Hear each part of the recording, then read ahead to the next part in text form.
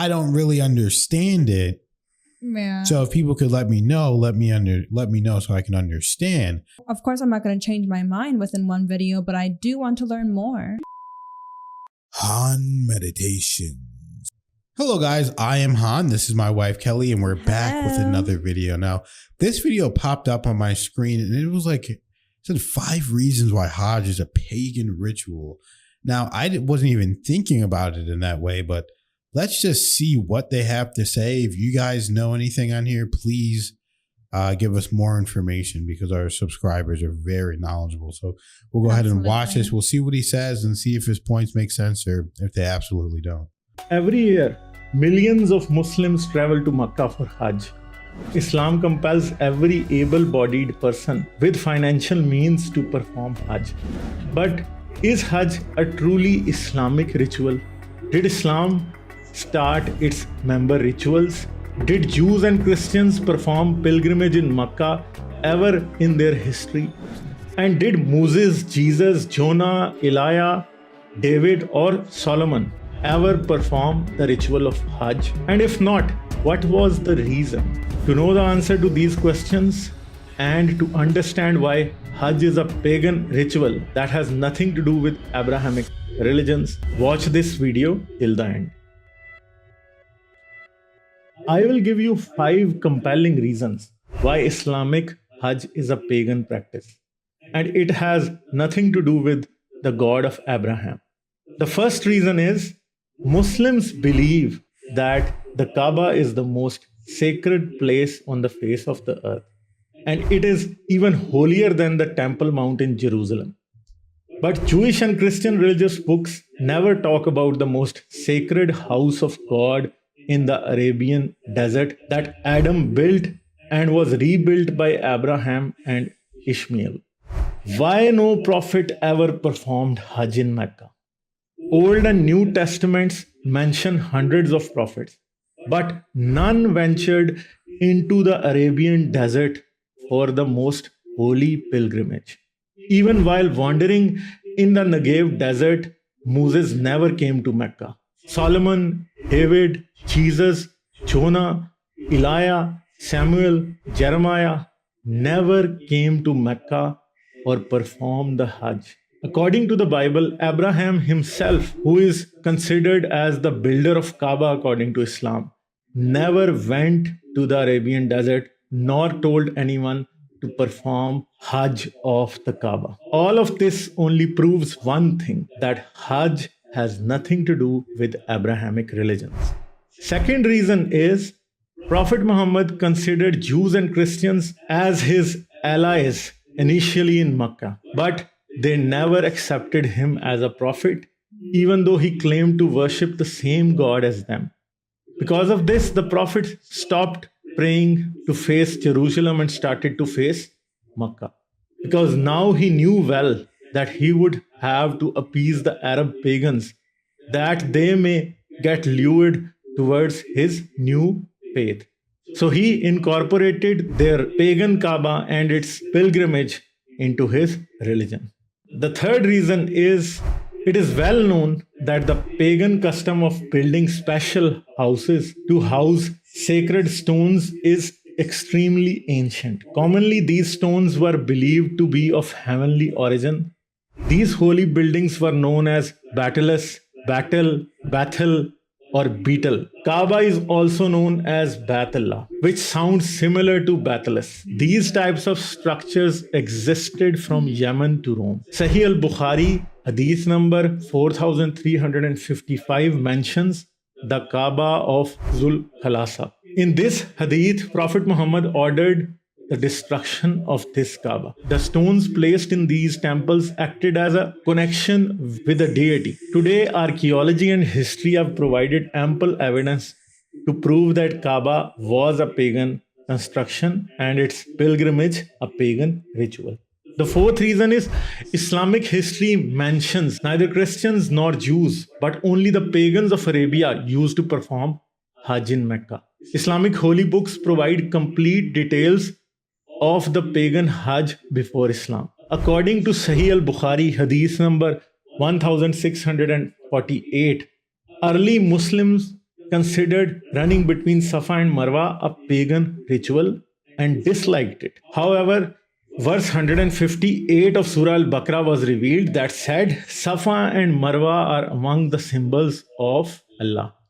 According to Sahih al-Bukhari, hadith number 1597, Umar ibn Khattab disliked kissing the black stone because it was a pagan ritual. He said, "Had I not seen Allah's messenger kissing you, I would not have kissed you."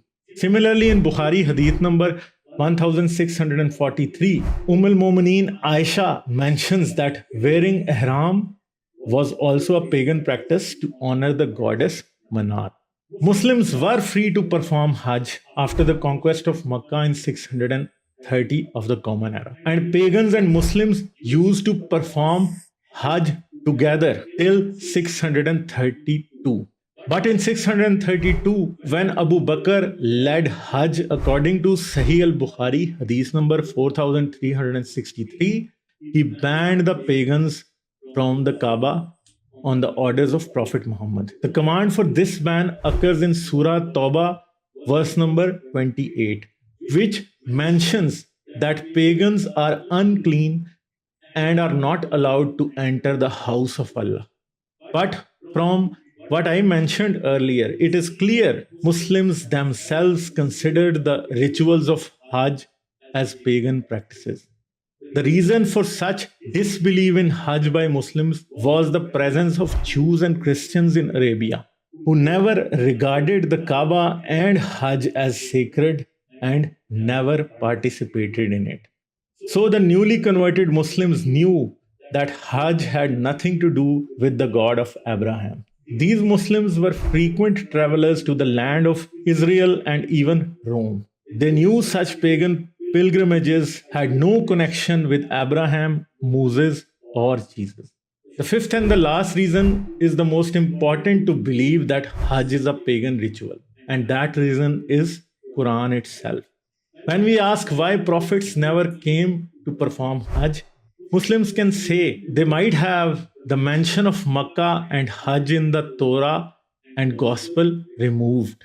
But in Quran itself, no prophet other than Abraham is ever mentioned as performing Hajj in Mecca. Prophet Muhammad himself prayed towards Jerusalem at first. He changed his direction later and declared that Kaaba was even holier than the Temple Mount in Jerusalem. The Prophet said that it was the first house built by Adam and later rebuilt by Abraham and Ishmael. And he also changed the story that Ishmael, not Isaac, was sacrificed in Makkah by Abraham instead in the land of Israel. He said Hagar and Ishmael were in Mecca and the black stone descended from paradise. In the following video, we will discuss Eid al-Adha and how Muslims changed the sacrificial son from Isaac to Ishmael to make Makkah the holiest place on earth. So when the Quran never mentions any prophet coming to Makkah, the Quran itself discredits Makkah, Kaaba, and the practice of Hajj. From the contents of this video, you would have understood that Kaaba was a pagan temple. Its pilgrimage was a pagan ritual, and the Abrahamic God had nothing to do with it. But to appease his pagan relatives, the Prophet included it in Islam as a holy place and made Hajj a ritual of Islam. That was an interesting video because from my perspective, we're new to studying Islam over the past few months or so, so I'm ignorant in some aspects of the religion. So that's why we're still learning. So that's why, we're trying to find different videos and different comparisons, and people who comment on our channel really know a lot. So they help us with it as well. But it was confusing. It is kind of confusing. Why go to Mecca and then do the circle around the stone if you're not supposed to worship anything but God? Because it kind of seems like you're worshiping the stone, right? But I don't really understand it. Yeah. So if people could let me know so I can understand. But it does seem like a pagan ritual from what he said, because he said that the pagans used to do it with him, and if he's right, he created it to appease the pagans in the area. But there's things like this in Christianity too, where in Christianity, how they say like Christmas and different holidays are taken as pagan holidays, and then they're transformed to incorporate it into it to make it more almost inclusive in a way. Mm-hmm. Yeah, I mean, I do think this man brought up some good points. I do think, you know, some of it is a little bit of a stretch. I mean, you know, to say that Muhammad, peace be upon him, only changed the direction to essentially appease, you know, local pagans in that community is kind of, you know, we don't really know that, you know what I mean? So I get what he's saying at some points, but, you know, me as well, I'm at a state where I don't quite understand the whole concept of Kaaba completely, the square, or the stone, exactly what it's called, or I don't truly know very much at all. I think I know that at least one part of the original house, one of the slabs, I think at least one of them was from like a rock that was maybe from outer space or something. I'm sorry, I don't know. I just remember briefly one of the videos we watched touched on it, but I don't totally remember. I remember it's just something like that. But yeah, I mean, our subscribers, I would like to hear what you have to say. You guys are so informed and know so much. And I'm sure you can tell us a lot more, maybe even another video to explain more. But this is an interesting thing. I do like to consider all sides. That's just the way I like to think, so that I know that I am thinking the right way. So, of course, I'm not going to change my mind within one video, but I do want to learn more. I definitely do. Yeah, definitely. And I don't know if what he said is correct. Of course, I'm not just going to watch one video and assume what the guy is saying is absolutely correct. But if what he's saying is true, and pagans were doing the ritual up until 632, as well as it was originally a pagan ritual, and if he originally was praying towards Jerusalem and then changed it, then, you know, he does have some valid points. But that doesn't mean that if you're a Muslim or in Islam, you're a pagan. That's not what that means at all. But, you know, it just means that he took it from a pagan ritual and then, you know, turned it into something else, essentially. So it's an interesting video. Let us know what you guys think, guys, because we're trying to figure this out and answer all the questions we have. So thank you guys for watching, and thank you guys for donating to the channel. We love you guys. We appreciate every cent, even the dollar, even the 1 cent. It doesn't matter. So thank you guys so much. We love you. We'll see you in the next video.